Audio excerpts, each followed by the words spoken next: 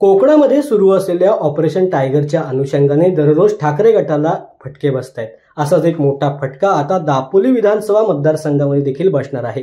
कारण दापोली विधानसभा मतदारसंघातील नगरपंचायतीचे 5 नगरसेवक हे ठाकरे गटाला सोडचिठ्ठी देत शिवसेना शिंदे गटामध्ये उद्या जाहीर पक्षप्रवेश करणार आहेत. विधानसभा निवडणुकीपूर्वी राष्ट्रवादीमधून काही नगरसेवकांनी ठाकरे गटामध्ये उद्धव ठाकरे यांच्या उपस्थितीत जाहीर पक्षप्रवेश केला होता. त्यामधील विलास शिगवण, अनवर रखांगे, मेहबूब तळगरकर, संतोष कळकुटके, अश्विनी लांजेकर यांनी काही दिवसांपूर्वी वेगळा गट स्थापन केला. आज जिल्हा प्रशासनाला तसं पत्र दिलं, कागदपत्रांची पूर्तता केली आणि त्याच अनुषंगाने राज्यमंत्री योगेश कदम यांच्या वाढदिवसाच्या निमित्ताने त्यांच्या उपस्थितीत उद्या ते पक्षप्रवेश करणार आहेत.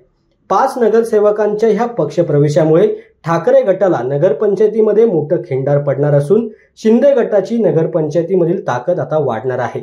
मात्र नगरपंचायतीमधील सत्ता मिळवण्यासाठी आवश्यक असलेलं संख्याबळ अजून महायुतीकडे नाहीये. त्यामुळे हे ऑपरेशन टायगर असं चालू राहणार आणि सत्ता बदल होणार का याकडेच दापोलीकरांचं लक्ष लागून राहिलंय. मात्र आपण दापोलीच्या विकासासाठी हा पक्षप्रवेश करत आहोत असं मत नगरसेवक विलास शिगवण यांनी माध्यमांसमोर बोलून दाखवलंय. नमस्कार, मी विलास शिगवण आणि माझे सहकारी 4 नगरसेवक असे आम्ही एकूण 5 जण पहिले उद्धव बाळासाहेब ठाकरे गटात आम्ही राष्ट्रवादी या चिन्हावर निवडून आलेले 7 जण होतो.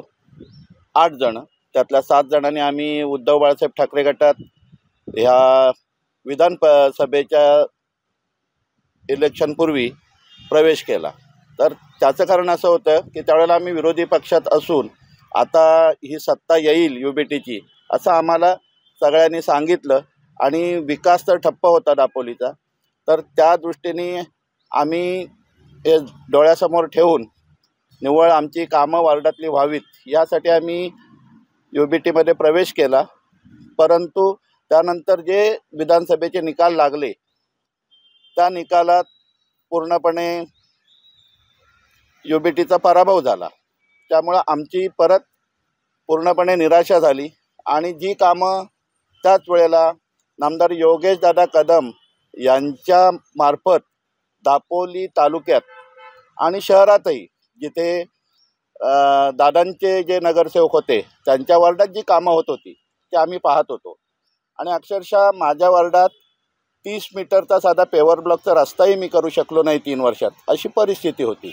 अशा वेळेला जर आणि आता तर दादा मंत्री झाले तर मी बघत होतो की इतके सगळीकडे कामं चालू आहेत परंतु आमचे वार्ड जे अक्षरशः ओस पडल्यासारखे राहिले होते.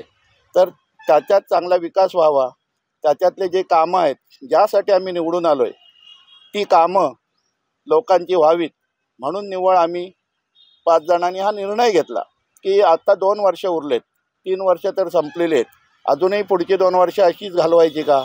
तर त्यापेक्षा आपण आपल्या पुढचा विचार करून, आपल्या वार्डांचा विचार करून, आपल्या शहराचा विचार करून, शहराचा जो दादा विकास करतायत त्याच्यात आपलाही सहभाग व्हावा किंवा आपल्या काही डोक्यातल्या कल्पना असतील शहराच्या बाबतीत त्या दादांकडे बोलून त्याचाही निपटारा करायचा आणि बरीचशी कामं जी प्रलंबित आहेत ती पूर्ण करावीत म्हणून निव्वळ आम्ही हा विचार केला.